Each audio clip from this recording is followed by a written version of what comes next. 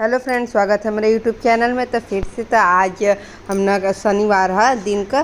तो आज मंदिर में हमना के 1.25 किलो लड्डू चढ़ावे के हा। हम बीमार रही ना, तो हम बहुत बीमार ज़्यादा रही, तो हम डर गई थी। तो हम कहली कि मन्नत मंगली, तो वही लड्डू चढ़ावे बदे अली जा लड्डू लेवे। अरे बाप रे बाप, इतना महंगा।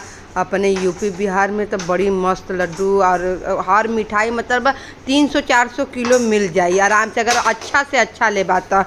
यहाँ पे 700 रुपया, 800 रुपया, 1300 रुपया। है ड्राई फ्रूट का लड्डुआ 1300 रुपया। हम कहली अरे बाप रे, ए माही के पापा का यार लूटे बदे बैठल हूँ, कहाँ करत हूँ। लेकिन वैरायटी बहुत ही ज़्यादा रहल यहाँ पे। क्या भाई, बड़ा शहर है तो ज़्यादा वैरायटी है, लेकिन वैरायटी बहुत ज़्यादा। अपने तरफ भी वैरायटी मिल जाए, लेकिन इतना महंगा नहीं। बाप रे बाप, हम तो कपार पकड़ ले ली कि 1000 रुपया का तो लड्डू कर ली, लेकिन भगवान के चढ़ावे के तो कौन बात ना।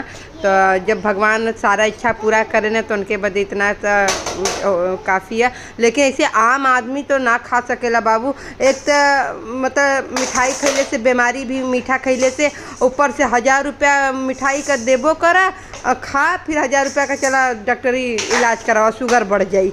तो वहाँ पे फिर यहाँ पे हमारे लड़की लगल चॉकलेट बदे। यहाँ पे चॉकलेट का भी कोनो मिठाई बनल रहा, तो जिद करे।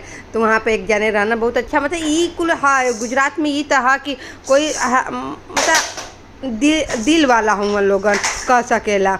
तो यहाँ पे एक चॉकलेट दे देना। तो हमने कह लीजिए कितना भल, तो कहना कि नहीं वो कुछ नहीं है, बस ऐसे ही बच्चे के लिए दिया, तो ना लेना। फिर यहाँ पे हमने अपनी मिठाई ले लीजिए 1.25 किलो। तो 1.25 किलो पूरा हमने का 700 रुपया किलो का रहा। तो 800 लमसम हमके लगा, तो 850 रुपया हमारा कुछ भया रहा।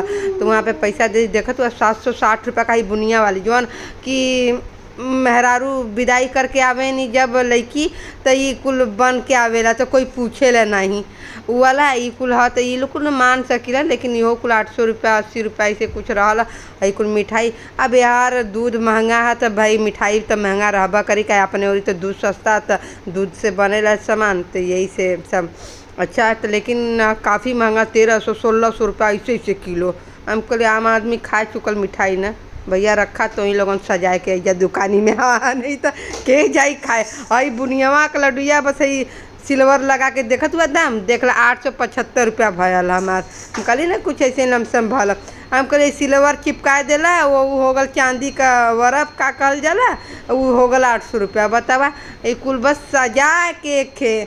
अरे अपने छेना मिठाई मस्त एकदम कुल खोआ का मिलेला 300-400 रुपया। बढ़िया दुकान से लेबा 450-500 रुपया किलो का आजाद एकदम।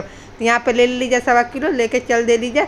हमारा आदमी का हम जब करी अरे बाप रे बाप बड़ी महंगा। तो हमारा आदमी का ना कुल जगह तो के महंगा है काम जो करने आई वो करो, तो के तो महंगा करिए। चलो ठीक है।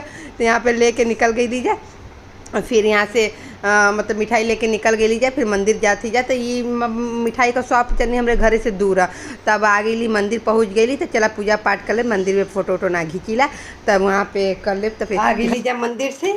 अब चला पानी तैसे दी यही तुमको हम सोचिला कि अगर शांति से हम पानी पी ले तो पानी भी ना पी सकीला, काम बढ़ ही जाला। इनके तो झोटवा कबार के इनका मन करेला मारी।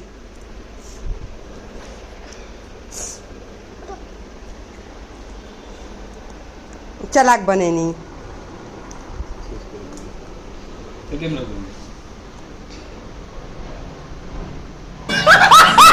हम खाई पानी पी पहले। पंखा के चलाए देला सर, बिजली का बिल ना आई। पूरा काम हो गया। कभी के लेके खिया तो लेके खिया होता। यहाँ दाल मंदिर से पूजा कर लेके आए। ले के बाद फिर यहाँ पे भुजिया करिए, दाल चावल भुजिया गर्मा गर्म बनी, सबको खाई। बचवा बाऊ तार खियावत है, हमने कहते बाऊ खिए तो ना रहना। यहाँ पे सारा खाना रेडी हो गल। तो यहाँ पे लिया देली, मतलब दाल बन गल, सलाद काट देली है, भुजिया बन गल और मिर्चा का अचार, चावल सब। तो सादा सादा खाना आज रोटी ना बन। यहाँ पे टीवी में गाना बजत रहा, तो एक से हमके वॉइस काटे के भला नहीं। तो हमने जौन बात करत ली जाऊ हम दिखाई। तो यहाँ पे देखा खाना हो गल, खाना दे देली हस्बैंड के। तो ये लेना ऐसे तो वॉइस करी तो कॉपीराइट आ जाते, ऐसे वॉइस काट देली है। तो देखा यहाँ पे दाल चावल अचार और सलाद के। नेक्स्ट ब्लॉग में बाय बाय, गुड बाय।